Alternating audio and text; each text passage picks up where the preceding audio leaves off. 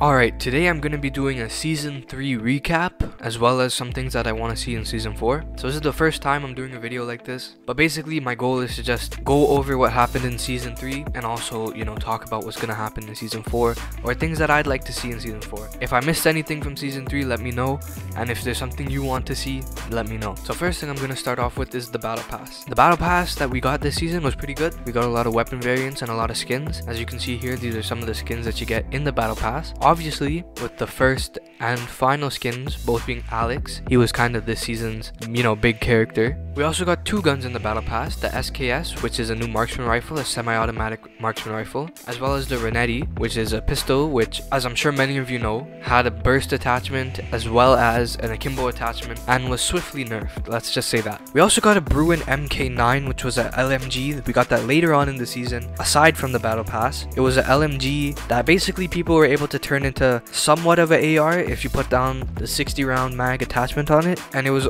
basically a decent weapon overall. However, the challenge for getting the gun was basically you had to camp inside of a smoke with an LMG, and I kinda didn't want to do that, to be honest, so I didn't even unlock it myself. Now, they also added a bunch of new maps this season. At the start of the season, they added Hovek Sawmill and Talsik Backlot. Now, Hovek Sawmill is not too bad of a map, but it's just not a map that I see people wanting to play. It just doesn't flow very well. And Talsik Backlot as well, there's a lot of camping on that map, okay? You have to just take that into account.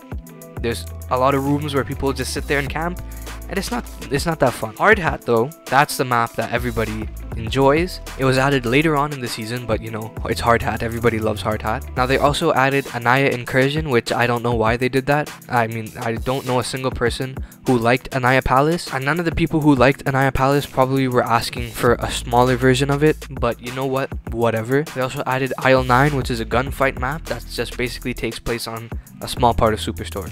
One of the biggest things that came this season was the Obsidian Camo. Now, if you don't know what the Obsidian Camo is, basically it's just added grind for not the sake of having fun, but for the sake of grinding. Basically, it's just a camo you get for getting lots of kills. Now, I didn't go for Obsidian Camo personally because I just thought it was a waste of time. It doesn't look that good, and it's not a fun challenge to do. It's basically just play shipment as much as possible until your brain melts. Now, even bigger, Snake Shot got nerfed. Snake Shot is an attachment for the 357 pistol, but when you use Snake Shot and Akimbo on that thing, it was deadly. Warzone people were using it, multiplayer people were using it, but they finally nerfed it. But unfortunately, they also had the Renettis. The Akimbo Renettis with the burst, that was also very OP, but that also got nerfed, and now, I don't see them as much. Now, moving over to the Warzone side of things, this is the season that Warzone really started to pop off, mainly because this was the season that Warzone was released in, but whatever. Now, in my opinion, Warzone is a very good battle royale mode. However, there's some things that I wish that they would add or change. I'll talk about that in the Season 4 wish list, but overall, I think it's a very good battle royale mode, much better than what Blackout was, even though, I didn't play Blackout that much, but I am playing a lot of Warzone. One of the biggest features that they added to Warzone that I think a lot of people liked was the Gulag. Again, if you don't know what the Gulag is, you're either living under a rock or you just don't die, so you've never been there.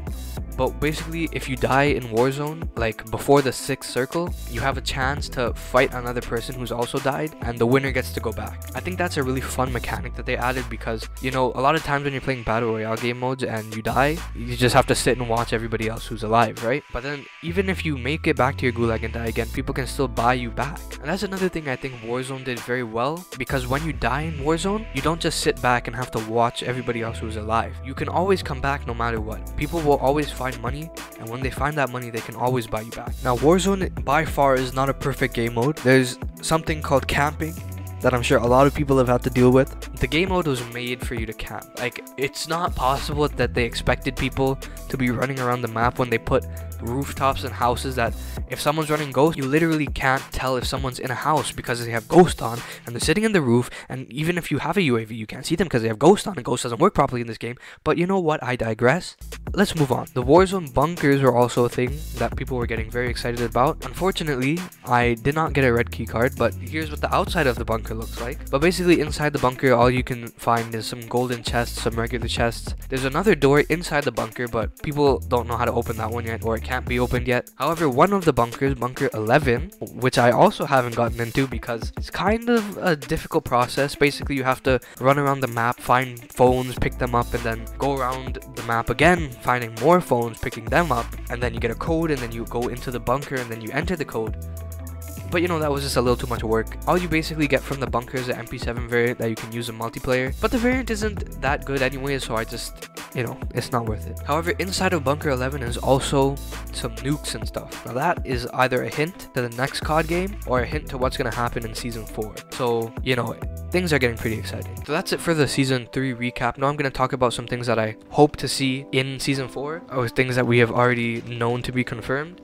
One of which is Price. Captain Price is going to be making his appearance as the basically main character of the battle pass, most likely, because as you can see from this promotional image, he's kind of the face of season 4. And also people have seen that inside of the season 4 text you can kind of see Scrapyard, so people think Scrapyard is going to come back. And you know what, honestly, the maps in this game, the maps that have been made specifically for this game, they're not very good. Really, I'm just excited to play on the remastered maps like Hard Hat and stuff, so please just put Scrapyard in. Now I also really hope that they put in a new sniper, because right now if you want a quickscope, your only two options are the Kar 98K or the Mark II carbine. No one's going around quickscoping with the AX50 or HDR, especially not the HDR. But then again, the Mark II carbine and the Kar are basically cheat codes for quickscoping, so I just hope they put in a normal sniper, a bolt action sniper rifle that is actually good enough to quickscope. Now I think people were saying that they're gonna add the Barrett in, which, you know what, I'd take that over nothing. I also really hope that they fix the stuff that needs to be fixed, like EOD Ghost, like fix it. It's not that difficult, but at this point it's season 4 already, I don't think they're gonna fix it, so I guess we're gonna just have to live with that. Now moving over to the Warzone side of things, I hope that they do more stuff with the bunkers, like the nuke. They did say that they wanted to do Fortnite-like events, and you know, Fortnite had the cube and whatever, I don't know. So I hope that they like launch a nuke and blow up downtown or something, I don't know. I also want them to put in new ground loot, because at this point, I'm getting sick and tired of finding stupid gray and green Odins all the time. Okay, all the time. So just put in some new ground loot, that would just be very appreciated. I also hope that they put in some new Warzone game modes other than Plunder, because yes, Plunder is a new game mode, but to be honest, it's not that fun. When they added Stimulus Solos into the game, which if you don't know, Stimulus Solos was just a game mode where as long as you had $4,500, you could always come back no matter what, until you get to like the end circle. There was no gulag, but that was a fun game mode for me, at least, because as long as I had $4,500, I could push whoever I wanted to, because I could always come back. So I wish they put Stimulus Solos back in or something. Now the biggest thing that I want for Warzone is a down delay. So I don't know about you, but if you're playing a quad or a squad with multiple people, every single time someone shoots you, especially if they have an LMG right at the start of the match, their favorite thing to do is shoot you and then immediately shoot your dead body, which I don't think is fair, in my opinion. Like, the reason you have teammates in Warzone is sort of so that, like, you have backup. But the amount of times that I've gone down, and then, you know, as soon as I down, I get finished immediately, and then my teammate shows up and kills the person, it's unbelievable. So I just want them to put in, like, a 1-2 second down delay. Like, it's not that much, not too much delay, just like 1 to 2 seconds, like there is in Fortnite, so that you can't just kill someone and then kill them immediately, because then you have to go to the gulag, and then when you go in the gulag, you sometimes lose. Then your teammate has to find $4,500 to buy you back, and it's just a big mess. But that's it. I hope that you guys learned something about season 3, or maybe some things that you would like to see in season 4 as well. Thanks for watching. Alright, bye.